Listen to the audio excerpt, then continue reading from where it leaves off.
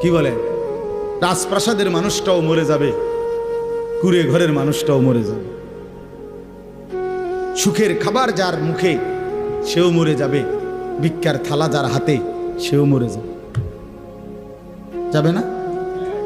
তো যেটা নিশ্চিত অনিবার্য বাস্তবতা, যেই মৃত্যুকে আড়াল করার, অস্বীকার করার, পাশ কাটার কোনোই ব্যবস্থা নাই, কোনোই ব্যবস্থা নাই। না ক্ষমতা দেখাইয়া, না কাইন্দা কাইটা, কোনো সিস্টেম নেই। ক্ষমতা দিয়েও মৃত্যুকে ঠেকানো যাবে না, কাইন্দা কাইটাও কি করা যাবে না মৃত্যুকে। যেটা নিশ্চিত সেটাকে ভুলে যাওয়া কেন ভাই? কেন ভুলে যাব আমরা? আল্লাহর নবী সাল্লাল্লাহু আলাইহি ওয়াসাল্লামের যেই হাদিস আমি পড়ছি, এটাই নবীজি বলছেন, আকসিরু যিকরা হাদিমিল লাজ্জাত, আমার উম্মত প্রতিদিন বেশি বেশি